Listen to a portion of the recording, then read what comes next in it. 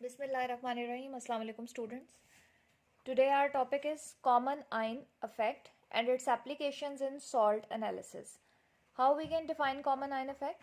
Suppression of ionization of weak electrolyte by adding a solution of strong electrolyte having a common ion with the weak electrolyte is called common ion effect. इसको इस तरह से understand कर सकते हैं हम कि हमारे पास एक वीक इलेक्ट्रोलाइट है. वीक इलेक्ट्रोलाइट हम यहाँ पे कंसिडर करते हैं एसिटिक एसिड. ये देखें, एसिटिक एसिड की आयोनाइजेशन CH3COOH, ये एसिटिक एसिड है. इसकी आयोनाइजेशन कैसे होगी यहाँ पे? ये देखें, ये आयोनाइज होके हमें देगा CH3C+O negative plus H positive. अब ये एक हमारे पास सोल्यूशन है एसिटिक एसिड का. ये एक वीक इलेक्ट्रोलाइट है, वीक इलेक्ट्रोलाइट. अब इसके अंदर हम एक कॉमन आयन डालेंगे इस सोल्यूशन के अंदर. एक ऐसा सोर्स होगा हमारे पास इलेक्ट्रोलाइट जिसका आयन जो है वो इस वाले के साथ कॉमन हो. मतलब यहाँ पे हम ले लेते हैं sodium acetate. Sodium acetate ionize होके हमें देता है CH3COO प्लस Na पॉजिटिव. अब देखें यहाँ पे ये एसीटेट आयन जो है वो कॉमन हो गया. तो सप्रेशन ऑफ आयोनाइजेशन मतलब आयोनाइजेशन स्प्रेस हो जाएगी, कम हो जाएगी वीक इलेक्ट्रोलाइट की, ये एसिटिक एसिड की, by the addition of a solution of strong electrolyte. यहाँ पे स्ट्रॉन्ग इलेक्ट्रोलाइट सोडियम एसीटेट है हैविंग अ कॉमन आयन. यहाँ पे एसीटेट आयन जो है वो कॉमन है विद द वीक इलेक्ट्रोलाइट, यानी ये एसीटेट वीक इलेक्ट्रोलाइट का है और स्ट्रॉन्ग इलेक्ट्रोलाइट से भी एसीटेट आयन आ रहा है.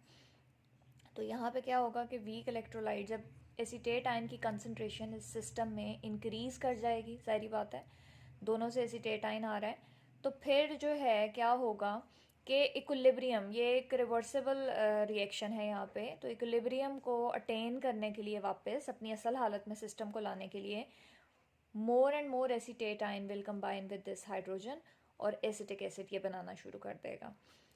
ये सब कुछ जो है ना वो ली शेटालियर्स प्रिंसिपल के अकॉर्डिंगली हो रहा है. यहाँ पे ये देखें, इसकी एक्सप्लेनेशन गिवन है कि इन अ 0.1 molar solution of acetic acid methyl orange gives red colour. यानी एसिटिक एसिड का सोल्यूशन है हमारे पास, तो मिथाइल ऑरेंज वहाँ पे रेड कलर देता है. If sodium acetate is added to this solution the colour changes to yellow. Colour जो है वो येलो में चेंज हो जाएगा. अब पहले वो रेड था, अब येलो होने का मतलब है कि इस सोल्यूशन के अंदर यकीनन कोई चेंज आई है. वो चेंज क्या है? Showing that this addition causes the acidity of the solution to decrease.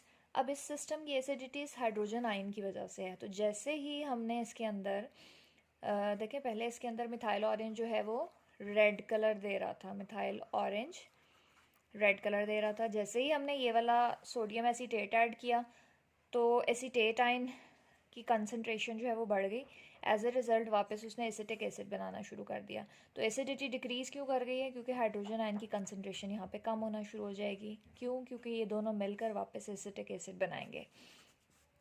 According to Le Chatelier's principle, the equilibrium is shifted to the left by the addition of acetate ion from sodium acetate and concentration of hydronium ion correspondingly decreases. क्यों decrease हो जाएगी hydrogen ion या hydronium ion की concentration? क्योंकि ये वापस acetic acid बनाना शुरू कर देगा.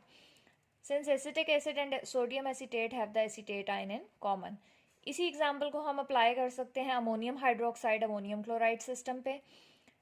दोनों देखें, दोनों में कौन सा आयन कॉमन है? Ammonium ion. तो अब इन दोनों में से जो वीक इलेक्ट्रोलाइट होगा वो सेक्रीफाइस करेगा और वो कंबाइन फॉर्म में रहेगा. कीप इन माइंड के जो स्ट्रॉन्ग इलेक्ट्रोलाइट होते हैं they tend to be in ionized form, और जो वीक इलेक्ट्रोलाइट हैं वो किस फॉर्म में रहेंगे? अनआयोनाइज्ड फॉर्म में. Addition of ammonium chloride and ammonium hydroxide solution will result in the suppression of dissociation of ammonium hydroxide. तो यहाँ पे ये अमोनियम हाइड्रोक्साइड का सोल्यूशन है. इसके अंदर जब ऐड किया जाएगा अमोनियम क्लोराइड तो अमोनियम आयन की कंसंट्रेशन बढ़ जाएगी. According to Le Chatelier principle, equilibrium को रीअटेन करने के लिए more and more ammonium ion will combine with this hydroxyl ion to give ammonium hydroxide. Applications देख लेते हैं यहाँ पे हम. एप्लीकेशन जो है common ion effect is a very important phenomena. सबसे पहली एप्लीकेशन इसकी है प्योरिफिकेशन ऑफ कॉमन सॉल्ट. अब यहाँ पे आप ये देखें कि रॉक सॉल्ट या कॉमन सॉल्ट, इसके अंदर बहुत सी इम्प्योरिटीज़ होती हैं.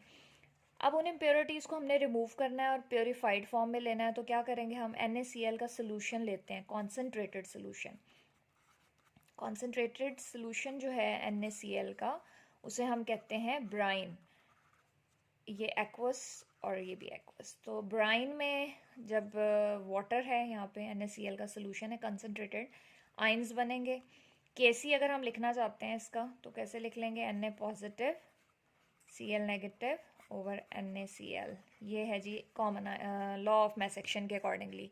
अब यहाँ पे होता क्या है कि जब इसके अंदर से HCl पास करवाई जाती है गैस, HCl पास करवाएंगे जब हम इसके अंदर से, तो उसकी आयनाइजेशन कैसे होगी, H positive ion plus Cl negative ion aqueous.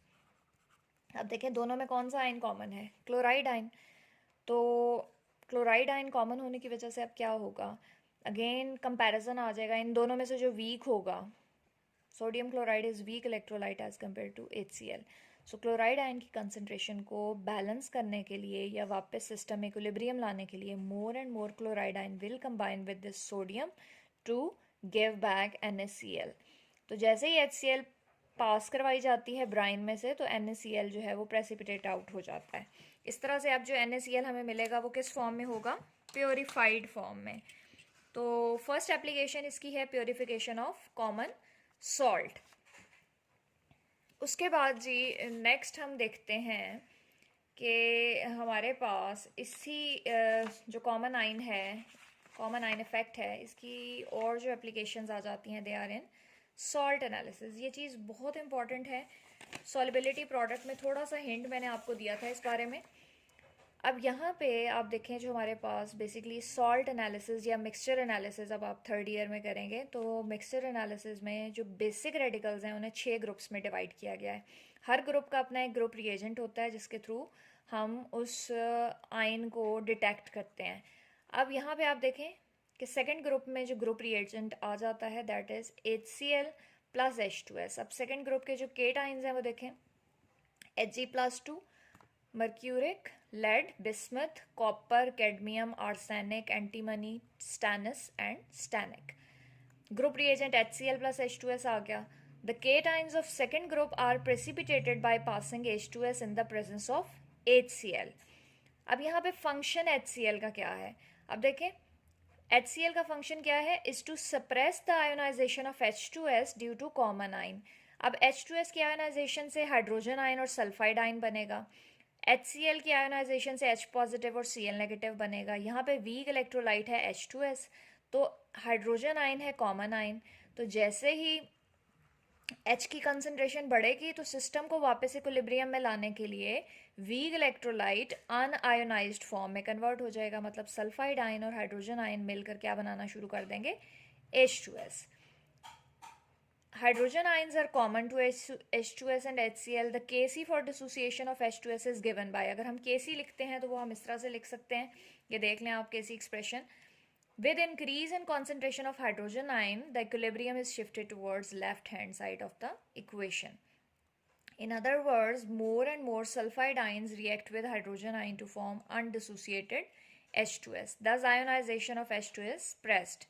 Whatever the sulfide ions left ionized, these form metallic sulfides with the cations of second group. अब देखें यहाँ पे सल्फाइड आयन और हाइड्रोजन आयन ने वापस H2S बनाना शुरू कर दिया। अब जो थोड़े बहुत सल्फाइड आयन बच जाएंगे आपके सोल्यूशन के अंदर, वो क्या करेंगे जी, इन केटाइंस के साथ मिलकर सल्फाइड्स बनाकर प्रेसिपिटेट आउट हो जाएंगे. The cations of both second and fourth group are capable of forming sulphides. The sulphides of the second group are sparingly soluble and of fourth group are fairly soluble. That is why sulfides of second group are precipitated by passing H2S gas in acidic medium, and those of fourth group remain in the solution and are not precipitated along with sulfides of second group. तो इस तरह से simply हम second group के जो cations हैं उनको sulphides की फॉर्म में प्रेसिपिटेट आउट करवाते हैं. एसिडिक मीडियम क्यों कह रहे हैं, क्योंकि ग्रुप रिएजेंट HCl है. थर्ड देखें जी, use of ammonium chloride in group 3 of salt analysis. सबसे पहले आप देख लें कि ग्रुप 3 केटाइंस कौन से हैं. फेरस है, फेरिक है, aluminium and chromium. Group reagent क्या है? Ammonium hydroxide and ammonium chloride. Students यहाँ मैं आपको एक्सप्लेन कर दूँ कि ये जो थर्ड ग्रुप है ये हमारे पास प्रेसिपिटेट आउट होता है हाइड्रो ऑक्साइड्स की फॉर्म में, यानी फेरस हाइड्रो FeOH ट्वाइस बन जाएगा, FeOH थ्राइस बन जाएगा, AlOH थ्राइस बन जाएगा, या क्रोमियम हाइड्रोक्साइड। तो होता क्या है यहाँ पे, ये देखें कि अमोनियम हाइड्रोक्साइड की आयनाइजेशन इस तरह से होती है। ये देखें अमोनियम आयन बनेगा और हाइड्रोक्सिल आयन। अब यहाँ पे अमोनियम हाइड्रोक्साइड ही ग्रुप रिएजेंट के तौर पर काफ़ी नहीं है, बल्कि यहाँ पे एक स्ट्रॉन्ग इलेक्ट्रोलाइट भी ऐड किया जाता है, दैट इज़ अमोनियम क्लोराइड। वो भी कॉमन आयन देता है, दैट इज़ अमोनियम आयन और क्लोराइड आयन। अब होगा ये कि अमोनियम आयन कॉमन है, अमोनियम आयन की कॉन्सेंट्रेशन को वापस अपनी ओरिजिनल स्टेट में लाने के लिए या इक्विलिब्रियम अटेन करने के लिए more and more ammonium will combine with this hydroxyl ion. Hydroxyl ion के साथ मिलके ये वापस अमोनियम हाइड्रोक्साइड बनाएगा। अब जो हाइड्रोक्सिल आयन्स रिमेनिंग होंगे सोल्यूशन में, बहुत कम हाइड्रोक्सिल आयन बचेंगे, तो वो हाइड्रोक्सिल आयन जो है वो एल्यूमिनियम, फेरस, फेरिक या क्रोमियम जो भी हमारा केटाइन होगा उसके साथ हाइड्रोक्साइड बनाकर प्रेसिपिटेट आउट हो जाएंगे। यही चीज़ यहाँ पे देखें मैंने एक्सप्लेन की है कि in the presence of highly ionized ammonium chloride there is an increase in the number of ammonium ions in the solution. Due to these ammonium ions, ionization of ammonium hydroxide is further suppressed so that the concentration of hydroxyl ion fall very low.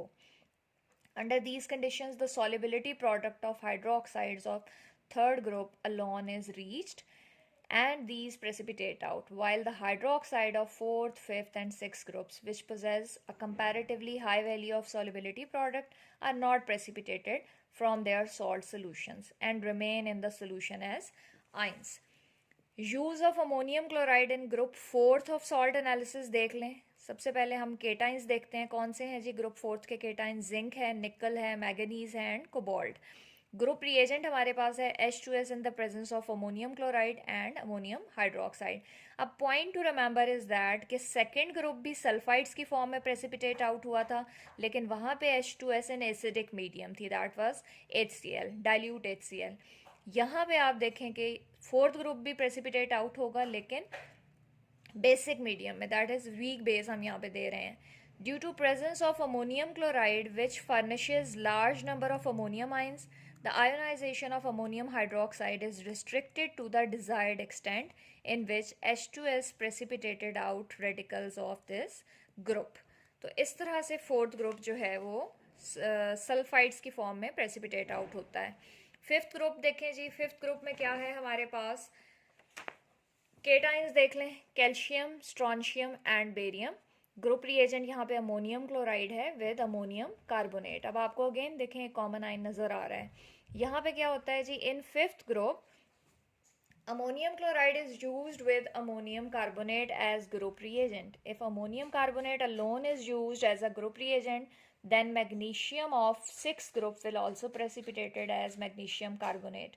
To avoid this, along with ammonium carbonate, ammonium chloride is used. ये देखें ammonium chloride ammonium ion provide करेगा और ammonium carbonate ammonium ion और carbonate ion, तो ammonium ion की concentration increase हो जाएगी।